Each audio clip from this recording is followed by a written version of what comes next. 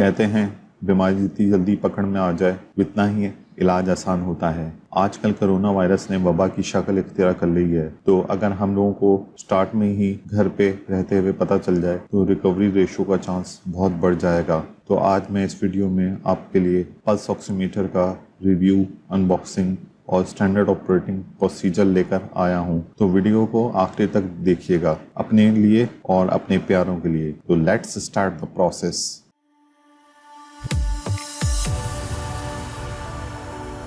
Corona virus एक respiratory disease है जो मेनली अफेक्ट करती है इंसान के लंग्स पे। कोरोना वायरस की वजह से लंग्स में फ्लूइड बन जाता है, जिससे इंसान के लंग्स प्रॉपर्ली काम नहीं करते और ऑक्सीजन की कमी वाक़ई हो जाती है। लेकिन ऑक्सीजन लेवल एकदम से कम नहीं होता, स्लो स्लो होता है और यही बात पकड़ने की है और यही गेम आर या पार हो सकता है। जब आप महसूस करें कि आपका या आपके किसी प्यारे का सांस लेने में दुश्वारी हो रही है, तो फौरन पल्स ऑक्सीमीटर से ऑक्सीजन लेवल चेक करें, क्योंकि फास्ट रिस्पांस किसी तरह की भी मेडिकल कॉम्प्लिकेशन से बचा सकता है। क्योंकि हमें कोरोना वायरस के पेशेंट की डेटा की मदद से पता चलता है कि जिन लोगों को मेडिकल एड फर्स्ट स्टेज पे मिल गई थी तो उनका रिकवरी रेशो बहुत अच्छा था। तो ये छोटी सी डिवाइस कितनी जानें बचा सकती है यह आप सोच भी नहीं सकते। तो चलें डिवाइस की अनबॉक्सिंग शुरू करते हैं। हेलो गाइस, ये है हमारे पास finger tip pulse oximeter. Vendor name IMDK है, मॉडल नेम डिवाइस का C1001A3 है। तो चलें अब इसको अनबॉक्सिंग करते हैं इसकी। तो इसके अंदर प्लास्टिक कंटेनर में हमारी डिवाइस रखी हुई है। इसके अलावा हमारे पास एक बैंड है जो कि पैरामेडिकल वाले गले में लटका लें इस डिवाइस को, क्योंकि ये डिवाइस काफ़ी छोटी है और छोटी डिवाइसेस खो जाती हैं, तो इसलिए इसमें हैंगिंग बैंड दिया हुआ है। हैंगिंग बैंड यहाँ पे कनेक्ट होगा। इसके अलावा हमारे पास इसके अंदर एक मैनुअल बुक दी हुई है इसकी ऑक्सीमीटर की, पल्स ऑक्सीमीटर की। इसके अलावा इसको QC का स्टिकर दिया हुआ है कि क्वालिटी कंट्रोल पास्ट है। डिवाइस की ओवरऑल लुक की बात करें तो ये क्लिप टाइप प्रॉब है, क्लिप की तरह इंसर्ट हो जाती है, उंगली पे लग जाती है। और इसकी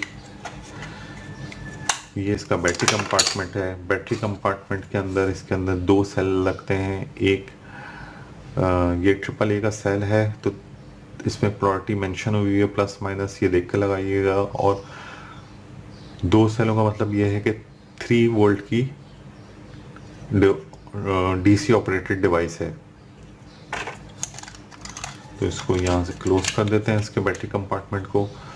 ये इसका पावर बटन है, इसमें कोई और बटन दिया हुआ नहीं है, तो जब हम इसको पावर अप करते हैं तो ये ऑन हो जाती है।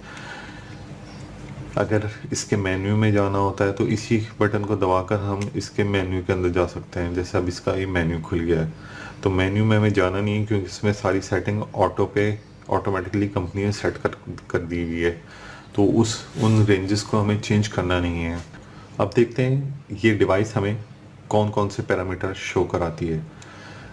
तो इस डिवाइस के अंदर हमारे पास एक इंफ्रारेड LED लगी हुई है और ऊपर एक इंफ्रारेड सेंसर लगा हुआ है। हमारी जो उंगली है उसके अंदर ब्लड फ्लो कर रहा है, जिसके अंदर रेड ब्लड सेल्स भी फ्लो कर रहे हैं। जब हमारी उंगली हम इंसर्ट करते हैं तो ये लाइट जो है ये यहाँ से हमारी उंगली में से पास होती हुई सेंसर तक जाती है।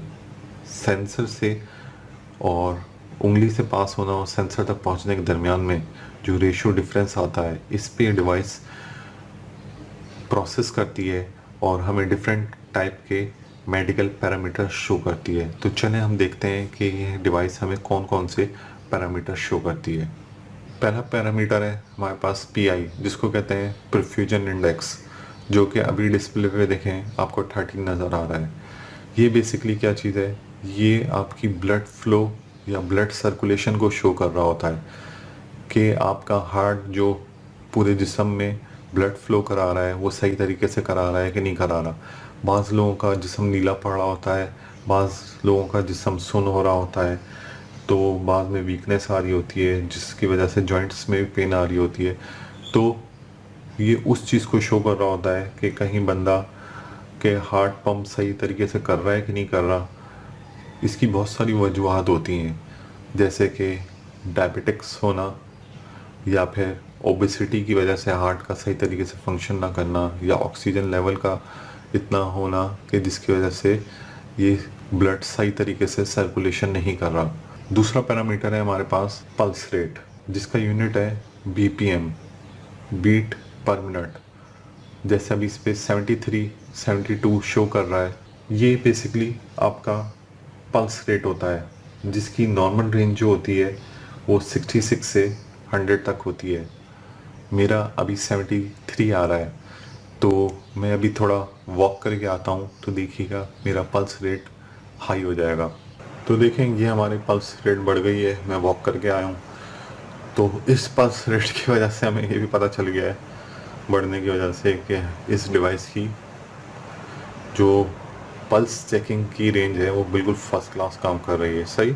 हमारे पास तीसरा पैरामीटर है SpO2, जिसका फुल फॉर्म बनता है सैचुरेशन ऑफ पेरिफेरल ऑक्सीजन। इसकी जो नॉर्मल रेंज है वो है 95% टू 100%। लेकिन एक बात जो इसमें नोट करने की है वो इसका एक्यूरेसी लेवल है, जो कि है ±2%। तो अगर इसकी वैल्यू आपके पास आती है 92, तो हो सकता है प्लस उसमें करें तो 94 हो जाए, लेकिन अगर माइनस करें तो 90 भी हो सकती है, जो कि एक अलार्मिंग कंडीशन है जिसके अंदर आपको फ़ौरन डॉक्टर से रजू करना चाहिए। ऑक्सीजन सैचुरेशन लेवल बहुत वजह से कम हो सकता है हार्ट इशू हो सकता है, नमूनिया का मसला हो सकता है स्टैंडर्ड ऑपरेटिंग प्रोसीजर जो इस डिवाइस को यूज़ करने का है वो फॉलो ना किया गया हो। तो अब चलें समझते हैं कि इसका स्टैंडर्ड ऑपरेटिंग प्रोसीजर या SOP इसकी है क्या इस डिवाइस को यूज़ करने की। तो गाइस, इसका स्टैंडर्ड ऑपरेटिंग प्रोसीजर का पहला पॉइंट है कि आपको अपने हाथ वॉश करने हैं, लेकिन हाथ को आपको नॉर्मल पानी से वॉश करना है, क्योंकि अगर आप ठंडे पानी से वॉश करेंगे तो इसका ब्लड सर्कुलेशन रुकेगा, जिसकी वजह से आपकी रीडिंग सही नहीं आएगी। इसका सेकंड पॉइंट है कि हाथ को सबसे पहले वार्म अप कर लें ताकि इसके अंदर जो ब्लड फ्लो है वो सही तरीके से सर्कुलेट कर जाए। तो उसके बाद थर्ड पॉइंट ये है कि इसका जो मिडिल फिंगर है इसमें यूज़ करना है, क्योंकि इसके अंदर डॉक्टर प्रेफर करते हैं और इसके अंदर वैल्यू सबसे ज़्यादा बेहतर आती है। इसके बाद आपको पोजीशन करेक्ट रखनी है, आप स्टिल अपने आप को रखें, हाथ को शेक ना करें, हाथ को भी स्टिल रखना है आपको। और इसको रीडिंग को स्टेबल होने के लिए इसका जो रिकमेंडेड टाइम होता है वो 60 सेकंड से 90 सेकंड होता है। इसके अलावा इसमें स्किन पिगमेंटेशन अगर आपके पास है, स्किन पिगमेंटेशन हुई हुई है या स्किन के ऊपर कोई एलर्जी हुई हुई है तो वो नहीं होनी चाहिए। दूसरा, इधर नेल पॉलिश नहीं होनी चाहिए, अगर नेल पॉलिश लगी हुई है तो जब भी हमारी वैल्यू ख़राब आएगी। इसके अलावा जो है मेहंदी नहीं लगी होनी चाहिए या फिंगर के ऊपर टैटू नहीं लगा होना चाहिए। एक और पॉइंट जो इसका है कि ये हाई एल्टीट्यूड पे जो लोग रहते हैं उसके ऊपर भी काम नहीं करेगा, क्योंकि वहाँ ऑक्सीजन लेवल इंसान का वैसे ही कम हो चुका होता है। एक और पॉइंट जो है इसका कि अगर किसी बंदे ने सिगरेट पी हुई है, बहुत ज़्यादा सिगरेट पी हुई है, तो जब भी उसका ऑक्सीजन लेवल कम होता है तो उस वजह से भी ये डिवाइस जो है पल्स ऑक्सीमीटर आपकी काम नहीं करेगी। तो आखिर में मैं कहूँगा कि बीमारी जितनी जल्दी पकड़ में आ जाए उतना ही इलाज आसान होता है। तो ये छोटी सी डिवाइस कितनी जानें बचा सकती है, इस बात का एहसास मुझे जब हुआ जब मैंने किसी अपने को खोया। इस वीडियो को आप शेयर करें ताकि लोग और लोगों की जान बच सके। इस वीडियो के रिलेटेड अगर कोई भी सवाल दिमाग में आए तो आप मुझे कमेंट बॉक्स में ज़रूर पूछें, मैं जवाब दूंगा उसका।